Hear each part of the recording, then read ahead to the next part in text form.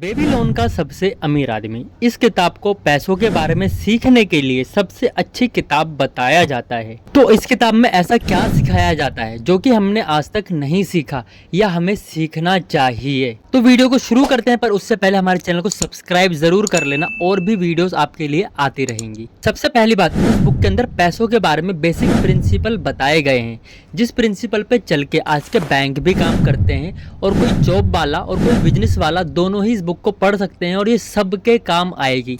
चाहे कोई महीने के 10,000 कमाता हो या महीने के 10 लाख या 10 करोड़ कमाता हो।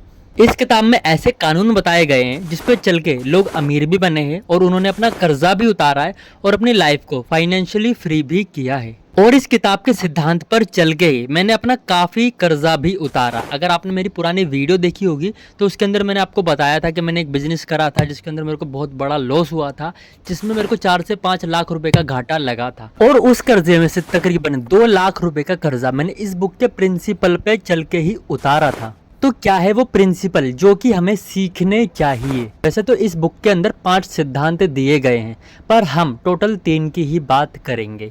और अगर आपने इस वीडियो को और भी ज़्यादा प्यार दिया तो हम बाकी के 2 भी कवर करेंगे। तो इस बुक का जो पहला सिद्धांत है वो ये है कि जब भी आप अपने बटुए में 10 सिक्के डालो, यानी कि 10 रुपये डालो, तो हमेशा ये कोशिश करना कि उसमें से 9 ही निकालो।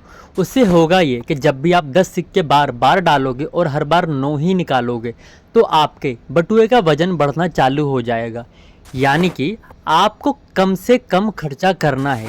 आपने बहुत सारे लोग ऐसे देखे होंगे जिनकी आमदनी 10,000 या 12,000 या 20,000 होती है, पर उनके खर्चे उनकी आमदनी से ज़्यादा होते हैं।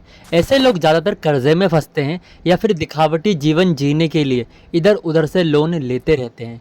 तो इस बुक का जो पहला सिद्धांत है वो यही है कि जब भी आप अपने बटुए में 10 सिक्के डालो तो कोशिश करना उसमें से 9 ही निकालो। ऐसे करने से आपकी इनकम, आपका बटुआ भारी होता है। दूसरा सिद्धांत ये है कि आप चाहे महीने का 20,000 कमाते हो या 20 लाख या महीने का 10,000, चाहे आप महीने के 1,000 रुपये ही कमाते हो, आप जो भी कमाते हो उसका 10% आपको अपने लिए रखना है। इससे फ़र्क नहीं पड़ता कि वो 10% कितनी छोटी रकम है, फ़र्क इससे पड़ता है कि आपने अपने अंदर डिसिप्लिन बिल्ड करा है या नहीं। आप चाहे महीने के 500 रुपये अलग रखो या 5,000, फ़र्क इससे पड़ता है कि आप हर महीने वो पैसा अलग करते हो। अब आप जो हर महीने 10% अलग कर रहे हो, उस पैसे का आपको क्या करना है? वो पैसा आपकी एक सेना बनेगा जो कि आपको आज़ाद ज़िंदगी देगा। आज़ाद ज़िंदगी कैसे दे सकता है कोई भी पैसा? अगर आप अपने लिए अपनी तनख्वाह का, अपनी इनकम का 10% बचाते हो तो आपको उस पैसे को इन्वेस्ट करना है, और ऐसी वैसी जगह इन्वेस्ट नहीं करना है जो कि लोग बोले कि 21 दिन में पैसा डबल हो जाएगा या 2 दिन में पैसा डबल हो जाएगा। आपको पैसा उस सिद्धांत पे इन्वेस्ट करना है जिस सिद्धांत पर आज के बैंक करते हैं, यानी कि जब भी आप किसी भी चीज़ में पैसा इन्वेस्ट करो, यानी कि आप जिस भी चीज़ में पैसा इन्वेस्ट करो, ये ध्यान रखना कि आपका जो मूलधन है, कैपिटल है, जो आप इन्वेस्ट कर रहे हो, उसको नुकसान नहीं होना चाहिए। हो सकता है कि आपको ब्याज कम मिले, ज़्यादा मिले, चलेगा, पर जो आपने पैसा बचाया है वो नुकसान में नहीं जाना चाहिए।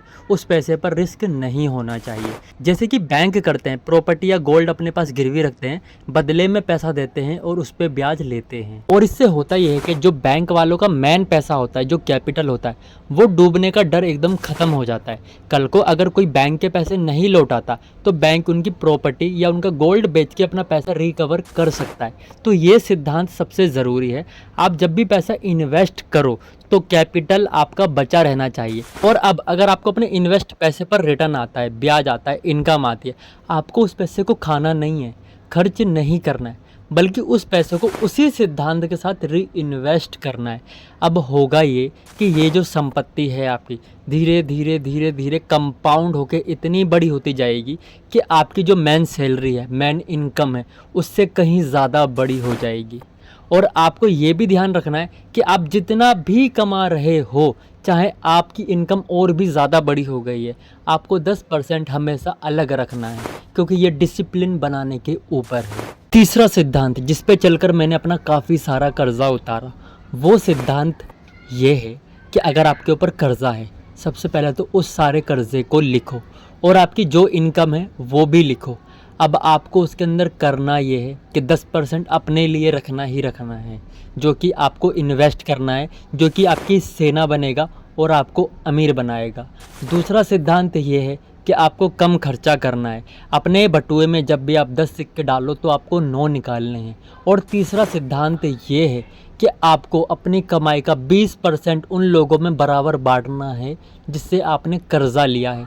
वो लोग आपको गालियाँ भी बकेंगे, आपको कोसेंगे भी, हो सकता है आपको धमकी भी दे, पर कर्जा आपका सबसे बड़ा दुश्मन है। तो ये ध्यान रखना, आपको अपनी कमाई का 20% उन लोगों को देना ही देना है।